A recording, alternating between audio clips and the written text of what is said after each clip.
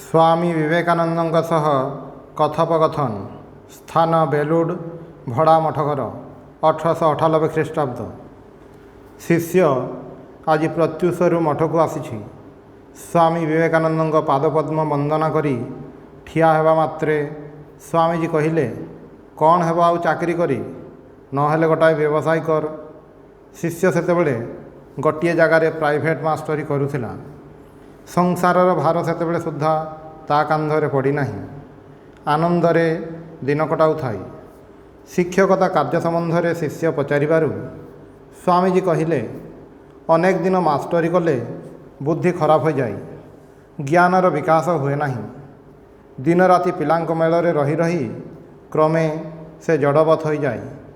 आउ मास्टरी करना। शिष्य पचारुछंती, तेबे कौन करिबी?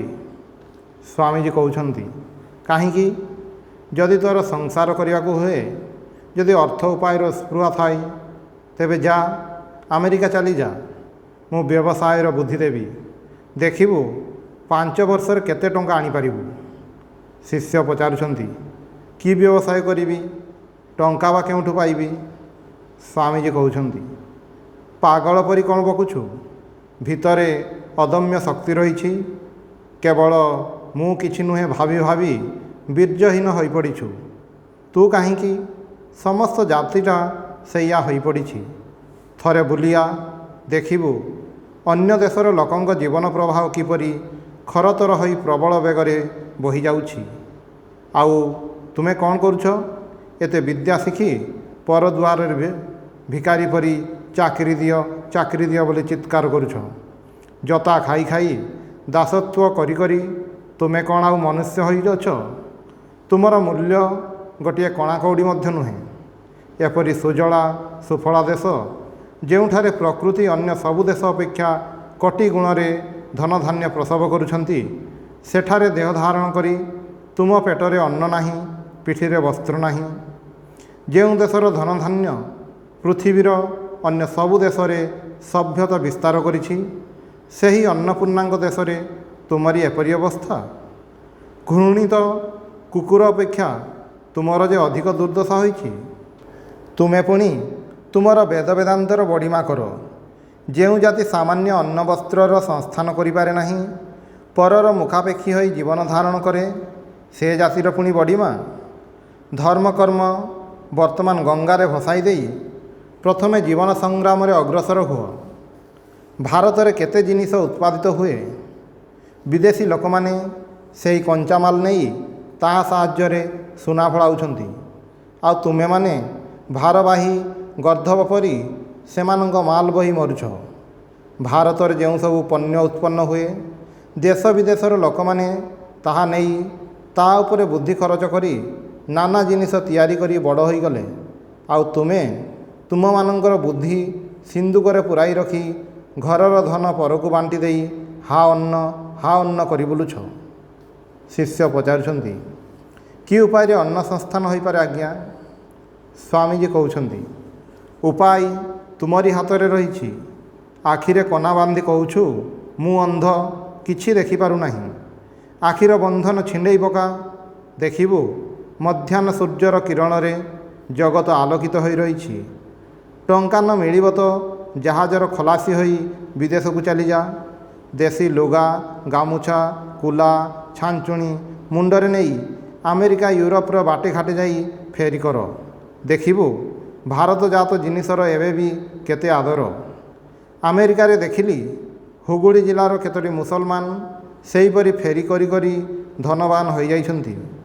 सेमानंक ठारू कौन तोर विद्या बुद्धि उणा? एई देखुनु, ए देशरे जो बनारसी शाढ़ी हुए, एपरी उत्कृष्ट लुगा पृथ्वी आउ केउठारे उत्पादित हुए नहीं। एही लुगा नहीं अमेरिका चली जा। से देशरे एही कपड़ारे गाउन तैयारी करी बिक्री करिबारे लागि जा। देखिबु केते टंका आसीबो। शिष्य पचारुछंती, आज्ञा सेमाने बनारसी शाढ़ीर गाउन काहींकि पिंधिबे? शुणिछि चित्र विचित्र कना से देशरे स्त्री लोक माने पसंद करती नहीं। स्वामीजी कहउछंती, नेबे कि नाही ताहा मु बुझिबी। तू उद्यम करी चली जा तो देखी। मोर बहु बंधु बांधव से देशर अछंती। ମୁଁ ତୋତେ ତାଙ୍କ ନିକଟରେ ପରିଚୟ କରାଇ ଦେଉଛି। ତାଙ୍କ ଭିତରେ ସେଗୁଡ଼ିକ ଅନୁରୋଧ କରି ପ୍ରଥମେ ଚଳାଇ ଦେବି। ତାପରେ ଦେଖିବୁ କେତେ ଲୋକ ସେମାନଙ୍କୁ ଅନୁସରଣ କରିବେ। ତୁ ସେତେବେଳେ ମାଲ ଦେଇପାରିବୁ ନାହିଁ। ଶିଷ୍ୟ ପଚାରୁଛନ୍ତି, ବ୍ୟବସାୟ କରିବା ପାଇଁ ମୂଳଧନ କେଉଁଠି ପାଇବି? ସ୍ୱାମୀଜୀ କହୁଛନ୍ତି, ମୁଁ ଯେଉଁ ପ୍ରକାରେ ହେଉ ତୋତେ କାର୍ଯ୍ୟ ଆରମ୍ଭ କରାଇଦେବି। ତାପରେ କିନ୍ତୁ ତୋର ନିଜର ଉଦ୍ୟମ ଉପରେ ନିର୍ଭର କରିବ। ହତ ବା ପ୍ରାପ୍ସ୍ୟସି ସ୍ୱର୍ଗମ୍ ଜିତ୍ୱା ବା ଭକ୍ଷ୍ୟସେ ମହିମ୍। ଏହି ଚେଷ୍ଟାରେ ଯଦି ମରିଯାଉ ତାହେଲେ ବି ଭଲ। ତୋତେ ଦେଖି ଆଉ 10 ଜଣ ଅଗ୍ରସର ହେବେ। ଆଉ ଯଦି ସଫଳତା ହୁଏ ତେବେ ମହାଭୋଗରେ ଜୀବନ କାଟିବୁ। ଶିଷ୍ୟ କହୁଛନ୍ତି, ଆଜ୍ଞା ହଁ, କିନ୍ତୁ ସାହସ ପାଉନାହିଁ।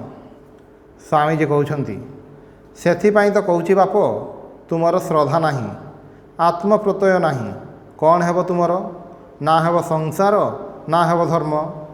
ହେବୁ ତ ସେପରି ଉଦ୍ୟମ କରି ସଂସାରରେ ଗଣ୍ୟମାନ୍ୟ ସଫଳ ହୁଅ, ନାହିଁ ତ ସବୁ ଛାଡ଼ି ଦେଇ ଆମ ବାଟକୁ ଆ। ଦେଶ ବିଦେଶର ଲୋକଙ୍କୁ ଧର୍ମ ଉପଦେଶ ଦେଇ ତାଙ୍କର ଉପକାର କର। ତେବେ ତ ଆମ ପରି ଭିକ୍ଷା ମିଳିବ। ଆଦାନ ପ୍ରଦାନ ନଥିଲେ କେହି କାହାରି ଆଡ଼କୁ ଅନାଇ ନାହିଁ। ଦେଖୁଛୁ ତ, ଆମେ 2ଟା ଧର୍ମ କଥା ଶୁଣାଉ, ସେଥିପାଇଁ ଗୃହୀମାନେ ଆମକୁ 2 ମୁଠା ଅନ୍ନ ଦିଅନ୍ତି। ତୁମେ କିଛି କରିବ ନାହିଁ, ତୁମକୁ ଲୋକେ ଅନ୍ନ ଦେବେ କାହିଁକି? ଚାକିରିରେ ଗୋଲାମୀରେ ଏତେ ଦୁଃଖ ଦେଖି ସୁଦ୍ଧା ତୁମର ଚେତନା ହେଉନାହିଁ। ତେଣୁ ଦୁଃଖ ବି ଦୂର ହେଉନାହିଁ। ଏହା ନିଶ୍ଚୟ ଦୈବୀ ମାୟାର ଖେଳ। ସେ ଦେଶରେ ଦେଖିଲି, ଯେଉଁମାନେ ଚାକିରି କରନ୍ତି ପାର୍ଲାମେଣ୍ଟରେ ତାଙ୍କ ପାଇଁ ସ୍ଥାନ ପଛଆଡ଼େ ସୁନିର୍ଦ୍ଦିଷ୍ଟ। ଯେଉଁମାନେ ନିଜର ଉଦ୍ୟମରେ ବିଦ୍ୟାରେ ବୁଦ୍ଧିରେ ସ୍ୱନାମଧନ୍ୟ ହୋଇଛନ୍ତି ତାଙ୍କର ବସିବା ନିମିତ୍ତ ସମ୍ମୁଖରେ ଆସନଗୁଡ଼ିକ। ସେସବୁ ଦେଶରେ ଜାତି ଅଜାତିର ଉତ୍ପାତ ନାହିଁ। ଉଦ୍ୟମ ଓ ପରିଶ୍ରମରେ ଭାଗ୍ୟଲକ୍ଷ୍ମୀ ଯେଉଁମାନଙ୍କ ପ୍ରତି ପ୍ରସନ୍ନା, ସେହିମାନେ ହିଁ ଦେଶର ନେତା ଓ ନିୟନ୍ତା ବୋଲି ଗଣ୍ୟ ହୁଅନ୍ତି। ଆଉ ତୁମ ଦେଶରେ ଜାତିର ବଡ଼ିମା କରି କରି ତୁମର ଅନ୍ନ ପର୍ଯ୍ୟନ୍ତ ଜୁଟୁନାହିଁ। ଗୋଟାଏ ଛୁଞ୍ଚି ଗଢ଼ିବାର କ୍ଷମତା ନାହିଁ, ତୁମେ ପୁଣି ଇଂରେଜମାନଙ୍କୁ ସମାଲୋଚନା କରିବାକୁ ଯାଉଛ। ଧିକ୍! ତାଙ୍କର ଗଡ଼ ଧରି ଜୀବନ ସଂଗ୍ରାମ ଉପଯୋଗୀ ବିଦ୍ୟା, ଶିଳ୍ପ, ବିଜ୍ଞାନ, କର୍ମତତ୍ପରତା ଶିଖି ପକା। ଯେତେବେଳେ ଉପଯୁକ୍ତ ହେବ ସେତେବେଳେ ତୁମର ଆଦର ହେବ। ସେମାନେ ବି ସେତେବେଳେ ତୁମ କଥା ରଖିବେ। କେଉଁଠି କିଛି ନାହିଁ, କେବଳ କଂଗ୍ରେସ ବୋଲି ପାଟିତୁଣ୍ଡ କଲେ କ'ଣ ହେବ? ଶିଷ୍ୟ ପଚାରୁଛନ୍ତି, ଦେଶର ସମସ୍ତ ଶିକ୍ଷିତ ଲୋକମାନେ କିନ୍ତୁ ସେଥିରେ ଯୋଗଦାନ କରୁଛନ୍ତି। ସ୍ୱାମୀଜୀ କହୁଛନ୍ତି, କେତୋଟି ପାସ୍ କଲେ ବା ଭଲ ବକ୍ତୃତା କରିପାରିଲେ ହିଁ ତୁମ ପାଖରେ ଶିକ୍ଷିତ ହେଲେ। ଯେଉଁ ବିଦ୍ୟାର ଉନ୍ମେଷ ଦ୍ୱାରା ଇତର ସାଧାରଣଙ୍କୁ ଜୀବନ ସଂଗ୍ରାମରେ ସମର୍ଥ କରାଯାଇପାରେ ନାହିଁ, ଯାହା ମନୁଷ୍ୟର ଚରିତ୍ର ବଳ, ପରାର୍ଥ ତତ୍ପରତା, ସିଂହ ସାହସିକତା ଆଣିଦିଏ ନାହିଁ, ସେ ପୁଣି କି ଶିକ୍ଷା? ଯେଉଁ ଶିକ୍ଷାରେ ଜୀବନରେ ନିଜ ଗୋଡ଼ରେ ଠିଆ ହେବାର ଶକ୍ତି ଆସେ, ତାହା ହିଁ ହେଉଛି ଶିକ୍ଷା। ଆଜିକାଲିର ଏହିସବୁ ସ୍କୁଲ କଲେଜରେ ପଢ଼ି ତୁମେ ସବୁ କିପରି ଏକ ପ୍ରକାରର ଗୋଟାଏ ଅଜୀର୍ଣ୍ଣ ରୋଗାକ୍ରାନ୍ତ ଜାତି ତିଆରି ହେଉଛ। କେବଳ ମେସିନ୍ ପରି ଖଟୁଛ, ଆଉ ଜାୟସ୍ୱ ମ୍ରିୟସ୍ୱ ଏହି ବାକ୍ୟର ସାକ୍ଷୀ ସ୍ୱରୂପ ହୋଇ ଠିଆ ହୋଇଛ। ଏହି ଯେ ଚଷାଭୂଷା ମଚି ମେହେନ୍ତର, ଏମାନଙ୍କର କର୍ମତତ୍ପରତା ଓ ଆତ୍ମନିଷ୍ଠା ତୁମ ଅନେକଙ୍କଠାରୁ ଢେର ବେଶୀ। ଏମାନେ ନୀରବରେ ଚିରକାଳ କାମ କରିଯାଉଛନ୍ତି, ଦେଶର ଧନଧାନ୍ୟ ଉତ୍ପନ୍ନ କରୁଛନ୍ତି, ମୁହଁରେ କିନ୍ତୁ କଥାଟିଏ ନାହିଁ। ଏମାନେ ଅତି ଶୀଘ୍ର ତୁମ ଉପରକୁ ଉଠିଯିବେ। ପଇସା ତାଙ୍କ ହାତରେ ଯାଇ ପଡ଼ୁଛି, ତୁମ ପରି ସେମାନଙ୍କର ଅଭାବ ସକାଶେ ତାଡ଼ନା ନାହିଁ। ବର୍ତ୍ତମାନ ଶିକ୍ଷାରେ ତୁମର ବାହ୍ୟିକ ଚାଳିଚଳଣି ବଦଳି ଯାଉଛି, ଅଥଚ ନୂତନ ଉଦ୍ଭାବନୀ ଶକ୍ତିର ଅଭାବରୁ ତୁମର ଅର୍ଥାଗମର ଉପାୟ ହେଉନାହିଁ। ତୁମେମାନେ ଏହିସବୁ ସହିଷ୍ଣୁ ନୀଚ ଜାତିମାନଙ୍କ ଉପରେ ଏତେ ଦିନ ଅତ୍ୟାଚାର କରିଆସିଛ। ଏଥର ଏମାନେ ତା'ର ପ୍ରତିଶୋଧ ନେବେ, ଆଉ ତୁମେମାନେ ହା ଚାକିରି କରୁ କରୁ ଲୋପ ପାଇଯିବ। ଶିଷ୍ୟ କହୁଛନ୍ତି, ଆଜ୍ଞା, ଅପର ଦେଶ ତୁଳନାରେ ଆମର ଉଦ୍ଭାବନୀ ଶକ୍ତି ଅଳ୍ପ ହେଲେ ସୁଦ୍ଧା ଭାରତର ଇତର ଜାତିମାନେ ତ ଆମରି ବୁଦ୍ଧିରେ ଚାଳିତ ହେଉଛନ୍ତି। ଅତଏବ ବ୍ରାହ୍ମଣ କରଣ ଆଦି ଭଦ୍ର ଜାତିମାନଙ୍କୁ ଜୀବନ ସଂଗ୍ରାମରେ ପରାଜିତ କରିବାର ଶକ୍ତି ଓ ଶିକ୍ଷା ଇତର ଜାତିମାନେ କେଉଁଠୁ ପାଇବେ? ସ୍ୱାମୀଜୀ କହୁଛନ୍ତି, ତୁମ ପରି ସେମାନେ କେତେ ଗୁଡ଼ାଏ ବହି ହୁଏତ ପଢ଼ି ନାହାନ୍ତି।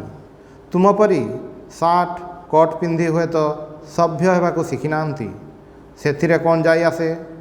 କିନ୍ତୁ ସେହିମାନେ ହିଁ ହେଉଛନ୍ତି ଜାତିର ମେରୁଦଣ୍ଡ ସବୁ ଦେଶରେ। ଏହି ଇତର ଶ୍ରେଣୀର ଲୋକେ କାମ ବନ୍ଦ କଲେ ତୁମେ ଅନବସ୍ତ୍ର କେଉଁଠୁ ପାଇବ?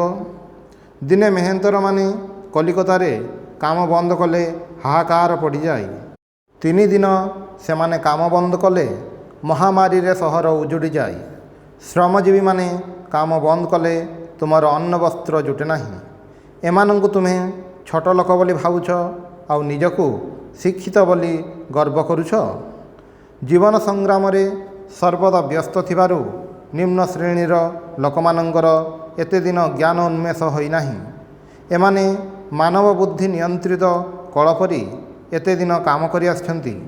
ଆଉ ବୁଦ୍ଧିମାନ ଚତୁର ଲୋକମାନେ ଏମାନଙ୍କର ପରିଶ୍ରମ ଓ ଉପାର୍ଜନର ସାରାଂଶ ଗ୍ରହଣ କରିଛନ୍ତି। ସବୁ ଦେଶରେ ଏହିପରି ହୋଇଛି। କିନ୍ତୁ ବର୍ତ୍ତମାନ ଆଉ ସେ କାଳ ନାହିଁ। ଇତର ଜାତିମାନେ କ୍ରମେ ଏସବୁ କଥା ବୁଝିପାରୁଛନ୍ତି ଓ ତା ବିରୋଧରେ ସମସ୍ତେ ମିଳି ଠିଆ ହୋଇ ନିଜର ନ୍ୟାଯ୍ୟ ଗଣ୍ଡାକ ଆଦାୟ କରିବା ସକାଶେ ଦୃଢ଼ ପ୍ରତିଜ୍ଞ ହୋଇଛନ୍ତି। ୟୁରୋପ ଆମେରିକାରେ ଇତର ଜାତିମାନେ ଜାଗି ଉଠି ଏହି ଲଢ଼େଇ ଆଗେ ଆରମ୍ଭ କରିଦେଇଛନ୍ତି। ଭାରତରେ ମଧ୍ୟ ତା'ର ଲକ୍ଷଣ ଦେଖାଦେଲାଣି। ଛୋଟ ଲୋକମାନଙ୍କ ମଧ୍ୟରେ ଆଜିକାଲି ଏତେ ଯେ ଧର୍ମଘଟ ହେଉଛି ସେଥିରୁ ହିଁ ଏକଥା ବୁଝାଯାଉଛି। ଏବେ 1000 ଚେଷ୍ଟା କଲେ ସୁଦ୍ଧା ଭଦ୍ର ଜାତିମାନେ ଛୋଟ ଜାତିମାନଙ୍କୁ ଆଉ ଦବେଇ ପାରିବେ ନାହିଁ। ଏଣିକି ଇତର ଜାତିମାନଙ୍କର ନ୍ୟାଯ୍ୟ ଅଧିକାର ପାଇବାରେ ସାହାଯ୍ୟ କରିଲେ ଯାଇ ଭଦ୍ର ଜାତିର କଲ୍ୟାଣ। ସେଥିପାଇଁ କହେ, ତୁମେ ଏହି ସାଧାରଣ ଶ୍ରେଣୀ ଭିତରେ ବିଦ୍ୟାର ଉନ୍ମେଷ ଯେପରି ହୁଏ ତହିଁରେ ଲାଗିଯାଅ। ଏମାନଙ୍କୁ ଯାଇ ବୁଝେଇ କହ, ତୁମେ ଆମର ଭାଇ, ଶରୀରର ଏକାଙ୍ଗ। ଆମେ ତୁମକୁ ଭଲ ପାଉ, ଘୃଣା କରୁନାହିଁ। ତୁମର ଏହି ସହାନୁଭୂତି ପାଇଲେ ଏମାନେ ଶତଗୁଣ ଉତ୍ସାହରେ କର୍ମତତ୍ପର ହେବେ। ଆଧୁନିକ ବିଜ୍ଞାନ ସାହାଯ୍ୟରେ ଏମାନଙ୍କର ଜ୍ଞାନ ଉନ୍ମେଷ କରିଦିଅ। ଇତିହାସ, ଭୂଗୋଳ, ବିଜ୍ଞାନ, ସାହିତ୍ୟ ସଙ୍ଗେ ସଙ୍ଗେ ଧର୍ମର ଗୂଢ଼ତତ୍ତ୍ୱଗୁଡ଼ିକୁ ଏମାନଙ୍କୁ ଶିଖାଅ। ଏହି ଶିକ୍ଷାର ବିନିମୟରେ ଶିକ୍ଷକମାନଙ୍କର ବି ଦାରିଦ୍ର୍ୟ ଘୁଞ୍ଚିଯିବ। ଆଦାନ ପ୍ରଦାନ ଦ୍ୱାରା ଉଭୟଙ୍କର ବନ୍ଧୁସ୍ଥାନୀୟ ହୋଇଯିବେ। ଶିଷ୍ୟ କହୁଛନ୍ତି, କିନ୍ତୁ ଆଜ୍ଞା, ଏମାନଙ୍କ ଭିତରେ ଶିକ୍ଷାର ବିସ୍ତାର ହେଲେ ଏମାନେ ବି ତ ସମୟରେ ଆମ ପରି ଉର୍ବର ମସ୍ତିଷ୍କ ଅଥଚ ଉଦ୍ୟମହୀନ ଓ ଅଳସୁଆ ହୋଇ ତାଙ୍କ ଅପେକ୍ଷା ନିମ୍ନ ଶ୍ରେଣୀର ଲୋକମାନଙ୍କର ପରିଶ୍ରମର ସାରାଂଶ ଗ୍ରହଣ କରିବାରେ ଲାଗିବେ। ସ୍ୱାମୀଜୀ କହୁଛନ୍ତି, ତାହା କାହିଁକି ହେବ? ଜ୍ଞାନ ଉନ୍ମେଷ ହେଲେ ବି କୁମ୍ଭାର କୁମ୍ଭାର ହୋଇ ରହିବ, କେଉଟ କେଉଟ ହୋଇ ରହିବ, ଚଷା ଚାଷ ହିଁ କରିବ। ଜାତି ବ୍ୟବସାୟ ଛାଡ଼ିବେ କାହିଁକି? ସହଜଂ କର୍ମ କୌନ୍ତେୟ ସଦଶମ ଅପି ନ ତ୍ୟଜେତ୍। ଏହି ଭାବରେ ଶିକ୍ଷା ପାଇଲେ ଏମାନେ ନିଜ ନିଜ ବୃତ୍ତି ଛାଡ଼ିବେ କାହିଁକି? ଜ୍ଞାନ ବଳରେ ନିଜର ସହଜାତ କର୍ମ ଯେପରି ଆହୁରି ଭଲ କରିପାରିବେ ସେହି ଚେଷ୍ଟା କରିବେ। 10-20 ପ୍ରତିଭାଶାଳୀ ଲୋକ ସମୟରେ ସେମାନଙ୍କ ଭିତରୁ ଉଠିବେ ହିଁ ଉଠିବେ। ତାଙ୍କୁ ତୁମେ ତୁମ ଶ୍ରେଣୀ ଭିତରକୁ ନେଇନେବ। ତେଜସ୍ୱୀ ବିଶ୍ୱାମିତ୍ରଙ୍କୁ ବ୍ରାହ୍ମଣମାନେ ଯେ ବ୍ରାହ୍ମଣ ବୋଲି ସ୍ୱୀକାର କରିନେଇଥିଲେ, ସେଥିରେ କ୍ଷତ୍ରିୟ ଜାତି ବ୍ରାହ୍ମଣଙ୍କ ପାଖରେ କେତେ ଦୂର କୃତଜ୍ଞ ହୋଇଥିଲେ କହ ଦେଖି। ଏହିପରି ସହାନୁଭୂତି ଓ ସାହାଯ୍ୟ ପାଇଲେ ମନୁଷ୍ୟ ତ ଦୂରର କଥା, ପଶୁପକ୍ଷୀ ମଧ୍ୟ ଆପଣାର ହୋଇଯିବେ। ଶିଷ୍ୟ କହୁଛନ୍ତି, ଆଜ୍ଞା, ଆପଣ ଯାହା କହୁଛନ୍ତି ତାହା ସତ୍ୟ ହେଲେ ସୁଦ୍ଧା ଭଦ୍ରେତର ଶ୍ରେଣୀ ଭିତରେ ବର୍ତ୍ତମାନ ବି ଯେପରି ବହୁ ବ୍ୟବଧାନ ରହିଛି ବୋଲି ବୋଧ ହୁଏ। ଭାରତବର୍ଷର ଇତର ଜାତିମାନଙ୍କ ପ୍ରତି ଭଦ୍ର ଲୋକମାନଙ୍କର ସହାନୁଭୂତି ଆନୟନ କରିବା ଅତ୍ୟନ୍ତ କଠିନ ବ୍ୟାପାର ବୋଲି ବୋଧ ହେଉଛି। ସ୍ୱାମୀଜୀ କହୁଛନ୍ତି, ତାହା ନହେଲେ କିନ୍ତୁ ତୁମର ଭଦ୍ର ଜାତିମାନଙ୍କର କଲ୍ୟାଣ ନାହିଁ। ତୁମେମାନେ ଚିରକାଳ ଯାହା କରିଆସୁଛ, ଘରେ ଘରେ ପିଟାପିଟି ହୋଇ ସମସ୍ତେ ଧ୍ୱଂସ ପାଇଯିବ। ଏହି ଭଦ୍ର ଇତର ସାଧାରଣ ଯେତେବେଳେ ଜାଗି ଉଠିବେ ଆଉ ତାଙ୍କ ଉପରେ ଭଦ୍ର ଲୋକମାନଙ୍କ ଅତ୍ୟାଚାରର କଥା ବୁଝିପାରିବେ, ସେତେବେଳେ ସେମାନଙ୍କର ଫୁତ୍କାରରେ ତୁମେ ସବୁ କୁଆଡ଼େ ଉଡ଼ିଯିବ। ସେହିମାନେ ହିଁ ତୁମ ଭିତରେ ସଭ୍ୟତା ଆଣିଦେଇଛନ୍ତି, ସେହିମାନେ ପୁଣି ସେତେବେଳେ ସବୁ ଭାଙ୍ଗିଦେବେ। ଭାବି ଦେଖ, ଗଲ ଜାତି ହାତରେ ଏପରି ପ୍ରାଚୀନ ରମ୍ ସଭ୍ୟତା କୁଆଡ଼େ ଧ୍ୱଂସ ପାଇଗଲା। ଏଥିପାଇଁ କହେ, ଏହିସବୁ ନୀଚ ଜାତିମାନଙ୍କ ଭିତରେ ବିଦ୍ୟାଦାନ ଜ୍ଞାନ ଦାନ କରି ଏମାନଙ୍କର ନିଦ ଭଙ୍ଗେଇବାକୁ ଯତ୍ନଶୀଳ ହୁଅ। ଏମାନେ ଯେତେବେଳେ ଜାଗିବେ, ଆଉ ଦିନେ ଜାଗିବେ ନିଶ୍ଚୟ, ସେତେବେଳେ ସେମାନେ ତୁମ କୃତ ଉପକାର ଭୁଲିବେ ନାହିଁ, ତୁମ ନିକଟରେ କୃତଜ୍ଞ ହୋଇ ରହିବେ। ଏହିପରି କଥୋପକଥନ ପରେ ସ୍ୱାମୀଜୀ ଶିଷ୍ୟଙ୍କୁ କହିଲେ, ସେସବୁ କଥା ଏବେ ଥାଉ, ତୁ ବର୍ତ୍ତମାନ କ'ଣ ସ୍ଥିର କଲୁ କହ। ଯାହା ଗୋଟାଏ କିଛି କର, ହୁଏତ ଗୋଟାଏ ବ୍ୟବସାୟର ଚେଷ୍ଟା ଦେଖ, ନାହିଁ ତ ଆମ ପରି ଆତ୍ମନ ମୋକ୍ଷାର୍ଥଂ ଜଗତ୍ ହିତାୟ ଚ ଯଥାର୍ଥ ସନ୍ନ୍ୟାସ ପଥକୁ ଚାଲିଆ। ଏହି ଶେଷ ପନ୍ଥା ହିଁ ଅବଶ୍ୟ ଶ୍ରେଷ୍ଠ ପନ୍ଥା। କ'ଣ ହେବ ତୁଚ୍ଛ ସଂସାରୀ ହୋଇ? ବୁଝି ତ ଦେଖୁଛୁ ସବୁ କ୍ଷଣସ୍ଥାୟୀ। ନଳିନୀ ଦଲଗତ ଜଲଂ ଅତି ତରଳଂ ତତ୍ବତ୍ ଜୀବନଂ ଅତିଶୟ ଚପଲଂ। ଅତଏବ ଯଦି ଏହି ଆତ୍ମପ୍ରତ୍ୟୟ ଲାଭ କରିବାକୁ ଉତ୍ସାହ ହୋଇଥାଏ, ତେବେ ଆଉ କାଳ ବିଳମ୍ବ କର ନାହିଁ, ଏବେ ଅଗ୍ରସର ହୁଅ। ୟଦ୍ ହରେବ ବିରଜେତ୍ ତଦ୍ ହରେବ ପ୍ରବ୍ରଜେତ୍। ପରାର୍ଥେ ନିଜ ଜୀବନ ବଳି ଦେଇ ଲୋକଙ୍କ ଦୁଆରେ ଦୁଆରେ ଯାଇ ଅଭୟବାଣୀ ଶୁଣା। ଉତ୍ତିଷ୍ଠତ ଜାଗ୍ରତ ପ୍ରାପ୍ୟ ବରାନ୍ ନିବୋଧତ। ଓଂ ଶାନ୍ତି ଶାନ୍ତି ଶାନ୍ତି। ହରି ଓಂ ତତ୍ସତ୍।